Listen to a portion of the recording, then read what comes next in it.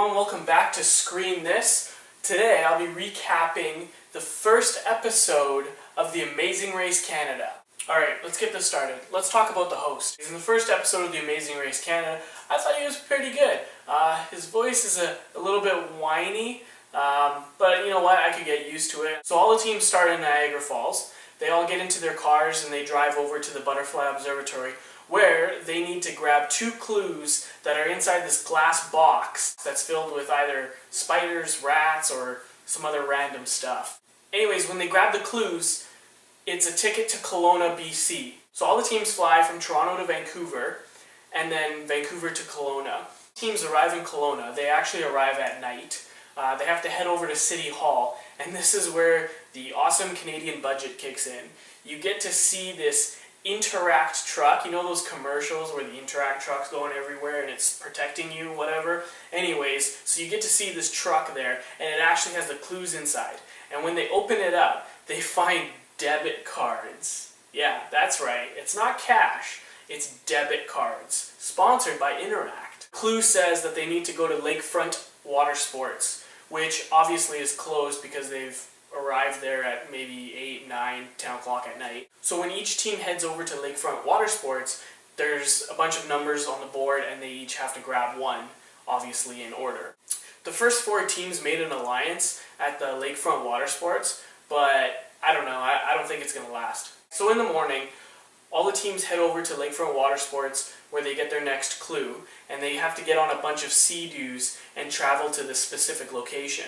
So the challenge is, one team member has to go underwater to find a statue of the Ogopogo, which is Kelowna's own Loch Ness Monster, which have clues attached to it. Once the teams read their next clue, they find out they need to drive over to Mary Bellevue Park to find their next clue. Before I go any further, I did want to mention that in the diving challenge, a lot of the people passed it fairly easily, except for Vanessa. She was basically bawling her eyes out. On the next challenge, the team member that did not do the diving challenge had to do this challenge. For this next challenge, the team member that didn't do the diving challenge had to do this challenge. And basically, they were up on this bridge, really high up, and they had to climb down a ladder, which then led them to a beam.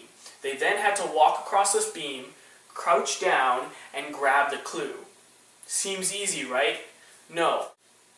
After they grabbed their clue, they had to jump down. Kind of like bungee jumping.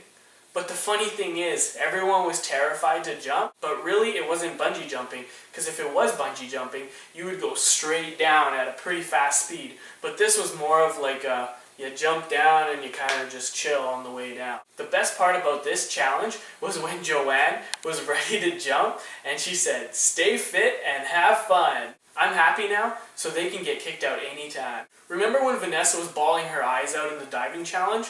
Guess what? It's her sister's turn. Selena was bawling her eyes out and she was too scared to jump off that beam. Once reaching the ground, teams would then open up their clues to find out that they need to drive to Quails Gate Winery, which is the first pit stop. Kristen and Darren, the adventure guides, or like I called them tree huggers in the preview show, came first place. They won the 2 express passes, one for themselves, one to give to another team before the 3rd leg of the race.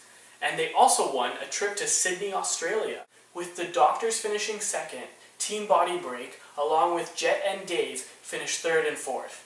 Jet and Dave could have easily passed Team Body Break, but since they were their idols when they were younger, they let them slip into 3rd. Father and son duo finished 5th, but they actually got a 30-minute penalty because back at the Butterfly Observatory, they only took 1 clue instead of 2. While the father and son duo were waiting on the sidelines, Vanessa and Selena came up and they finished 5th. Once their 30-minute penalty was up, Tim Jr. and Tim Sr. finished 6th. Jody and Corey finished 7th in the race. It was a foot race to the end between the twin sisters and the Cowboys. The twin sisters actually got to the mat first, but just like Tim Jr. and Tim Sr., they also forgot to grab both clues at the Butterfly Observatory. Therefore, they got a 30-minute penalty, which then means they're out of the race. As for my predictions, I'm 1 for 1 so far, 100%. I might as well retire now. I'm just kidding. I'm planning to go 100% for the rest of the season. Now that we've seen how these teams are like, Do I want to keep the same predictions? Well, it's too late to change now. But if I were to change one, it would most likely be Jody and Corey. I actually didn't know, but Jody has prosthetic legs. Yes, legs. With a 7th place finish, you can tell Jody's legs are going to slow the team down a little. But don't get me wrong, these guys have a lot of fight in them. Hope my recap was exactly what you expected. If you liked it, please like the video below. If you didn't like what you see, or heard, or you wanted to hear more, or less, leave a comment below. Make sure to come back next Tuesday, and I'll have that episode 2 recap just for you. For now, stay fit and have fun.